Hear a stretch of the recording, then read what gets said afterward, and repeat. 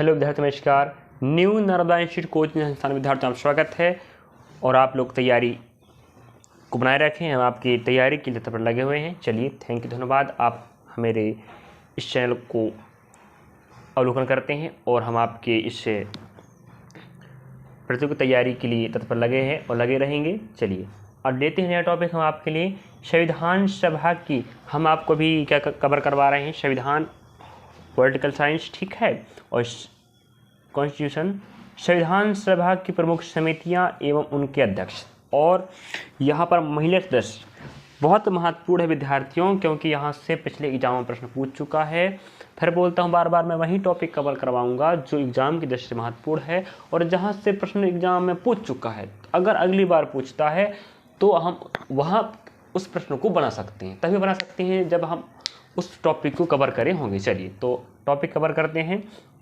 संविधान सभा की प्रमुख समितियां, कौन कौन समितियां थी? जो विद्यार्थी पढ़ता है या जो पेपर को दे चुका है या पेपर सेट लगा चुका, उसको विदित होनी चाहिए कि हाँ, जो भी टॉपिक कवर करवा रहे हैं बहुत महत्वपूर्ण है और हम जो कर रहे हैं क्या सही है गलत है, बताइए कमेंट बॉक्स आप लोग।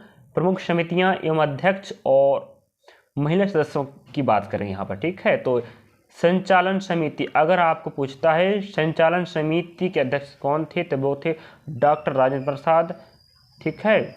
और जो भारत देश के पहले क्या बने हैं, राष्ट्रपति और सबसे लंबे कार्यकाल वाले।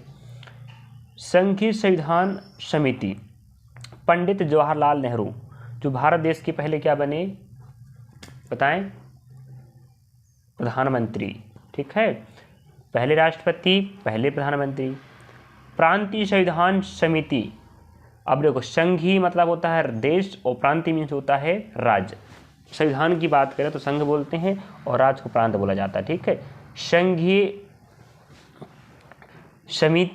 संविधान समिति के पंडित जवाहरलाल नेहरू और प्रांतीय संविधान समिति के सरदार वल्लभ भाई पटेल, जिन्हें हम लोह पुरुष भी कहते हैं। सरदार उनका नाम नहीं, सरदार उपाधि है। जो बरदौली की महिला 1928 में आंदोलन हो रहा था उसका नेतृत्व कर रहे थे। 1928 में तब महिलाओं द्वारा दिया गया था। और प्रारूप समिति याद रखेंगे, प्रारूप समिति बहुत प्रसिद्ध समिति है। संविधान सभा में सबसे महत्वपूर्ण समिति का नाम प्रारूप समिति था। इसी समिति के योगदान से हमने पूरा संविधान को विश्व का सबसे बड़ा लिखित व बड़ा संविधान बनाए हैं, ठीक है। जिसके अध्यक्ष कौन थे, डॉक्टर भीमराव अम्बेडकर, याद रखेंगे। और अन्य सदस्य भी हुआ करते थे समितियों में, ठीक। अध्यक्ष नाम यहाँ पर हम बता रहे हैं। अब रही बात यहाँ पर, प्रारूप समिति हो गया।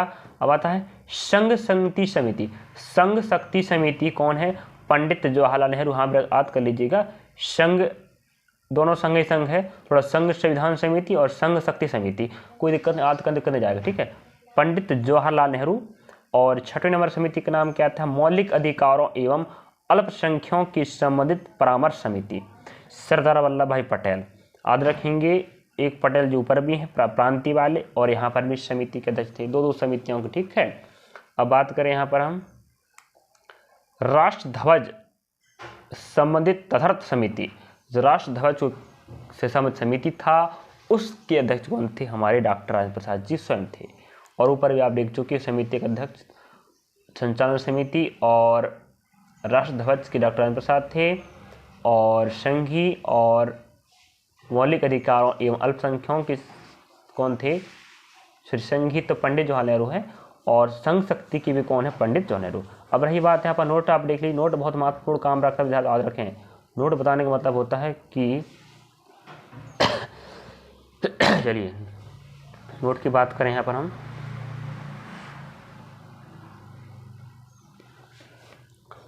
मौलिक अधिकारों एवं अल्पसंख्यकों से संबंधित परामर्श समिति की दो उप समितियां थी, ठीक है। मौलिक अधिकार उप समिति के अध्यक्ष कौन थे, जेपी कृपलानी। और अल्पसंख्यक उप समिति के कौन थे, एचसी मुखर्जी।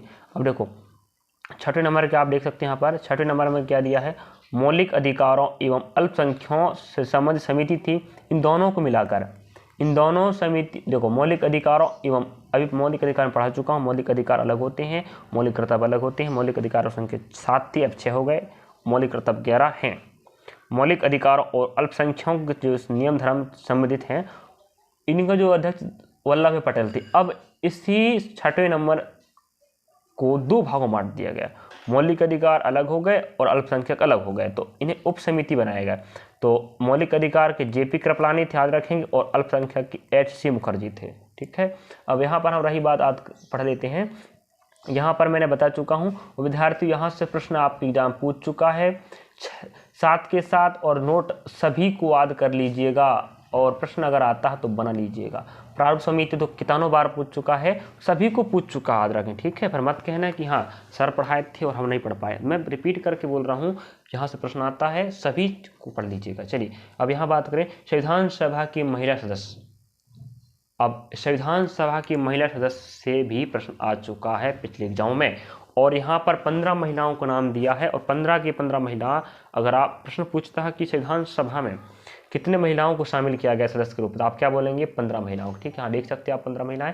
अब कौन कौन नाम है आप याद करना पड़ेगा, क्योंकि पूछ लेगा इनमें से कौन सी महिला, छांटने को बोल सकता है। 4 महिला ऐसा होगा जिनका नाम शामिल नहीं होगा, 1 महिला होगी जिसका नाम शामिल होगा, और पूछेगा इनमें से कौन सी महिला संविधान सभा में शामिल थी सदस्य ग्रुप में, तभी बता पाओगे जब आपका याद होगा। ठीक है, चलिए संविधान सभा की महिला सदस्य। संविधान सभा की महिला सदस्य, पहला नाम आता है अप्पू स्वामीनाथन, याद रखेंगे, अप्पू स्वामीनाथन, एनी मैस्करीन, बेगम एजाज रसूल, और दक्षानी वेलियादुन, जीजा दुर्गाबाई, फिर हंसा मेहता, फिर कमला चौधरी, लीला रे, मालती चौधरी, पूर्णिमा बनर्जी, रेणुका राय, उसके बाद आता है सरोजिनी नायडू, राजकुमारी अमृता कौर, सुचेता कृपलानी और विजयलक्ष्मी पंडित। और विजयलक्ष्मी पंडित बहुत महत्वपूर्ण है, पूछ चुका इसके बारे में। सुचेता कृपलानी भी जरूरी है, राजकुमारी अमृता कौर भी जरूरी है, सरोजिनी नायडू जरूरी है। ठीक है, और यहाँ कमला चौधरी को पूछ चुका है, बाकी चीज़ तो नहीं पूछा है बट इनके बारे में, क्योंकि जो महत्वपूर्ण अन्य क्षेत्रों में भी अपने योगदान दिए हैं। कौन? विजयलक्ष्मी पंडित, सुचेता कृपलानी, राजकुमारी अमृता कौर। और राजकुमारी अमृता कौर के बारे में आप जानते होंगे कि यह पहली महिला केंद्रीय मंत्रिमंडल है। और ठीक है, सुचेता कृपलानी भारत की पहली महिला मुख्यमंत्री है। और सरोजिनी नायडू क्यों जरूरी है?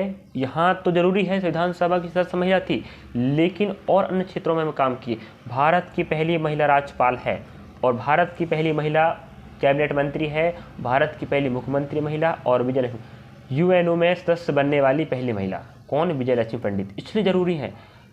12, 13, 14, 15 बहुत नहीं, बहुत महत्वपूर्ण है विद्यार्थी। मैं रिपीट कर फिर बोल दे रहा हूँ, भारत की पहली राज्यपाल, भारत की पहली महिला कैबिनेट मंत्री, भारत की पहली मुख्यमंत्री, और यूएनओ में शामिल होने वाली पहली महिला सदस्य। कौन है? विजयलक्ष्मी पंडित। चलिए, इतनी जानकारी आपके लिए बहुत महत्वपूर्ण स्थान रखता है, और हमने आपको संविधान सभा के समितियाँ, उनके अध्यक्ष और संविधान सभा में शामिल महिला जिनकी संख्या 15 है, मैंने पूरी बता चुका हूं, और 15 में से कौन महत्वपूर्ण स्थान रखते हैं और जिनके बारे में एग्जाम पूछ चुका है हम बता चुके हैं। चलिए थैंक यू, धन्यवाद। पढ़ते रहिए, बस आपकी तैयारी में लगे रहेंगे, बस आपका सपोर्ट बना रहे। क्या आपको वीडियो कैसा लगा कमेंट में जरूर बताइए, और किस चीज़ का वीडियो चाहते तो बता दीजिएगा।